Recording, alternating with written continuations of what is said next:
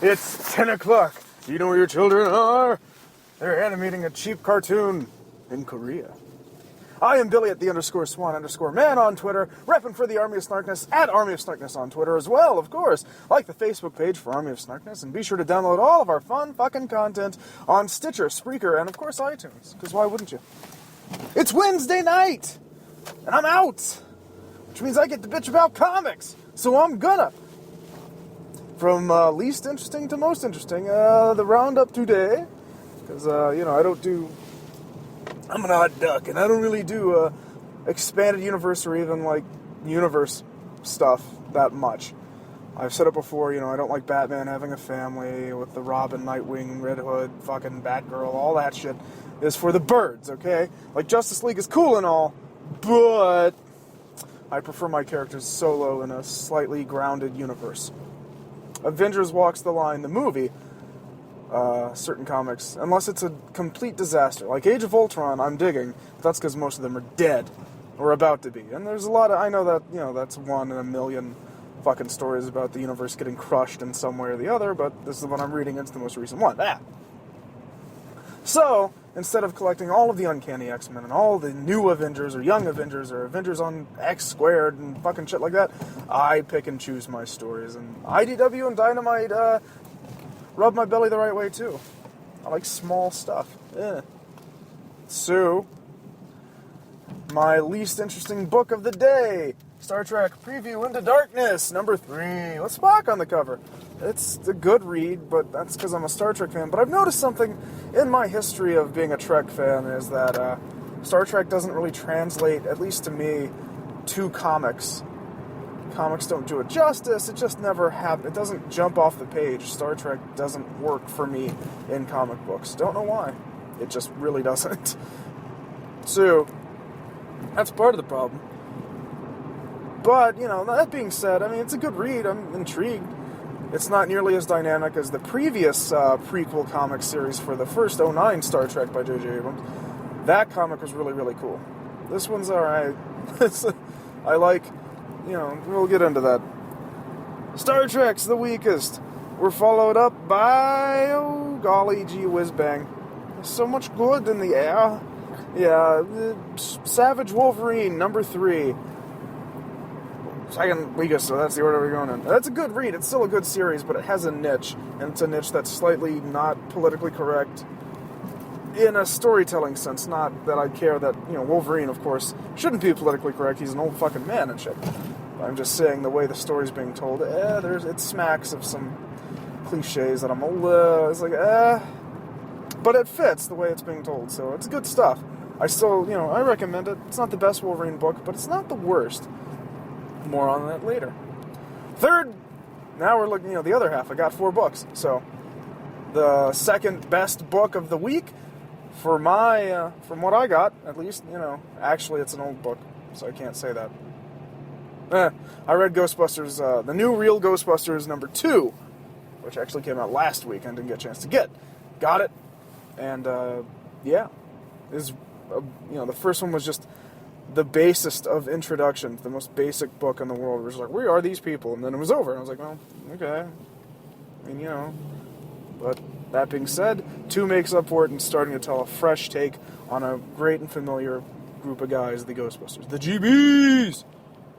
And of course, the best book is Judge Dredd Year 1, number 1, IDW. I love Joseph Dredd, love him to death.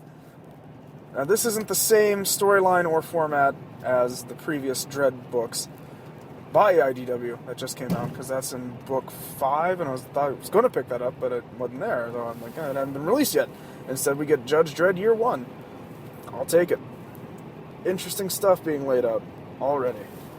So, let's begin with Star Trek, shall we? Star Trek Into Darkness preview. Now, I'm going to spoil the fuck out of it. Robert April, the captain that I'm pretty sure is Peter Weller in that movie, is like, oh man, I need a starship, I need the Enterprise to help fight Thing. Spock ran away, Sulu saves the red shirts. Sulu always had a knife in his boot, so he cuts free of his bonds, because they were tied up by this alien race.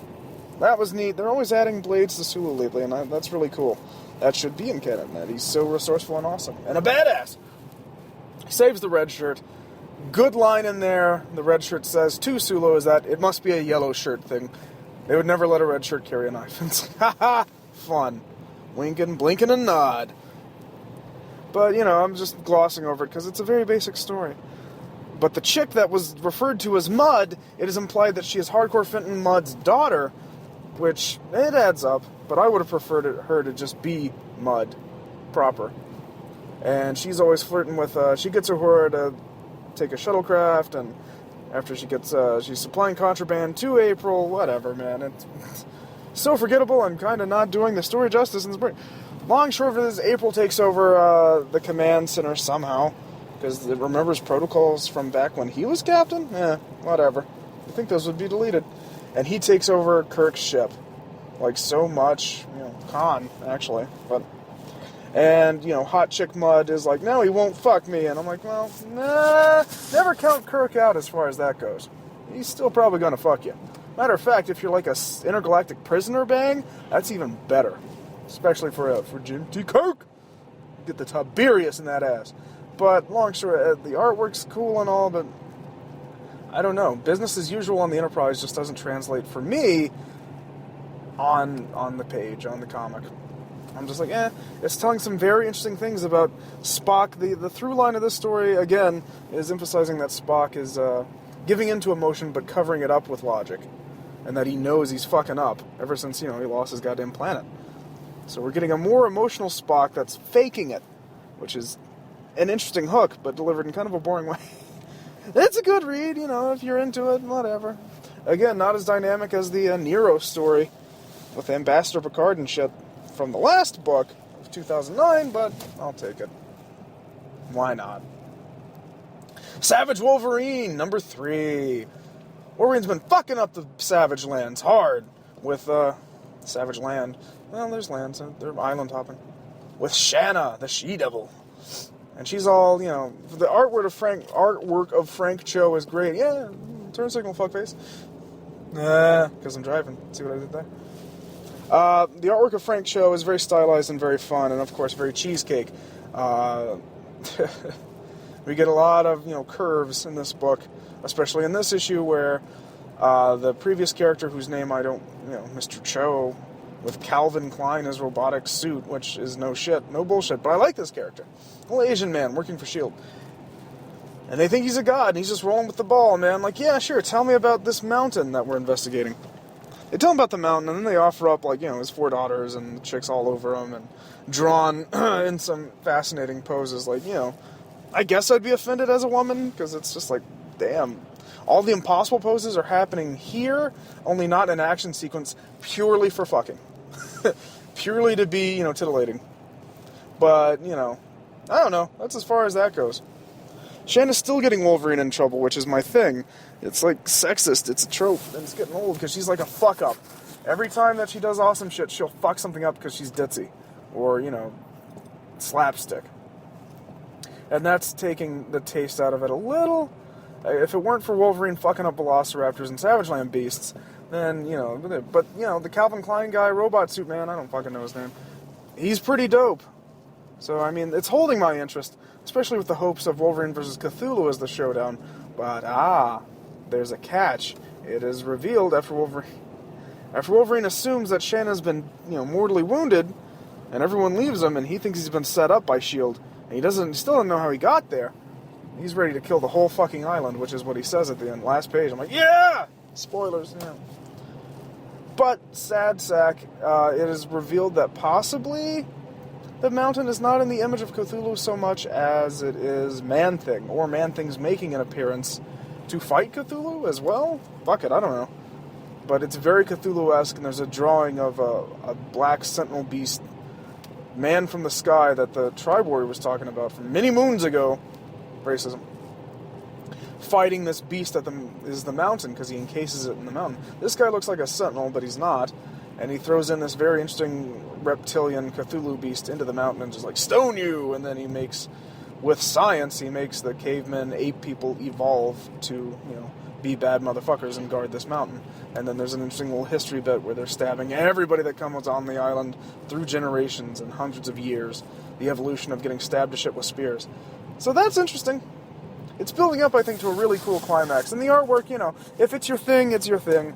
And it's a very stylized, very old-school book. So if you like adventure and you like the artwork, because, you know, aside from the boobs, it is very good artwork and it is telling a tale. Love the cheesecake, I do. But aside from that, it's got some good stuff, so it's a good read, still. It hasn't fucked up yet. The new Real Ghostbusters, number 2, IDW. So after introducing all of these female characters, including Janine, the hot goth chick whose name I forget, the Hispanic chick, and then the guy that was stealing Ghostbuster technology to be fake ghostbusting in the West Side. Well, he was real ghostbusting, but with inferior technology, because he just didn't have the mind of an Egon Spengler or Raymond Stantz. But he was doing his best, so now he's all stoked to have the equipment. The reason they're wearing the short shorts and like the Halloween girl Ghostbuster costume is because their PR guy makes them. Jokes. And they're like, fuck this shit, man. We need the real... Where's the real costumes? He's like, no, that's evidence. You need to wear these little outfits and show your legs, because you're ladies. I'm like, what about the dude? And they're like, he's fine. Now, pose with your butt and your cleavage. And so they do to get over it, and like, yeah, whatever. And then they gotta bust some fucking ghosts. They may have a hot tip on who took the original guys, because they're in limbo somewhere. And they hilariously are in limbo and trying to figure out a way out. And it's always with the proton pack being rigged up to explode. That's their catch-all, man. That's a classic Real Ghostbusters catch-all. It's like, fuck it. If I rig the proton pack and set it to fucking explode, it'll rip the positrons and do the tachyon part, you know. You've heard it. While, you know, Winston and Vinkman remain awesome and cool about it. But getting blown to fuck seems to work with ghosts. Long short of it is, men are pigs, and they get their legs cut up fighting ghosts, and like, this shit won't stand, you're a stupid asshole, their PR guy, and give us our pants now. And so they are in the quest for pants. But it's got a great dynamic with the 4 new Real Ghostbusters, and their attempts to try to find the real Ghostbusters in limbo. Like, it's telling some good stuff. I was impressed. Where the first comic was kind of dull as fuck, this one's got a little juju to it. So, I'm liking it. It's building up some momentum for me. That, and there's a hint as... The villain is a familiar face, and considering I spoil it, but if you... cover your ears. It's Janosch! Or at least it's implied that it's Janosch. She's been going fucking insane in a mental hospital for a couple of years. Because, again, this is only 2 years after Ghostbusters 2, so it's like, you know, or mid-90s. Good stuff. Janosch has been plotting revenge, or something to that effect, and that is really cool. Like, that's some good stuff. It makes sense. We got a double dose of super paranormal nonsense in New Year 1990, so... Yeah, I can believe him getting whacked out. Good shit. Judge Dredd Year 1, number 1, IDW as well! It follows, it's as prequel as it gets, you know, tackling the notion of psyops, and for the first time, where it's an established thing in canon for many decades in Dredd proper in 2000 AD, this book, it's his first experience, and therefore your taste, setting up the template of how psyops operates. So far, there's no Anderson. He is dealing with a rash of, like mutants, children, when they experience high emotion, they deal with shit with telekinesis. It's awesome. It, you know, from a baby lifting blocks, no big deal, to a hostage situation where Dredd has the guy holds a gun to some kid's father and is like, fuck you, Dredd, don't move or I'll blow this dude's brains out. And the kid's like, no! After Dredd's like, I'll shoot you.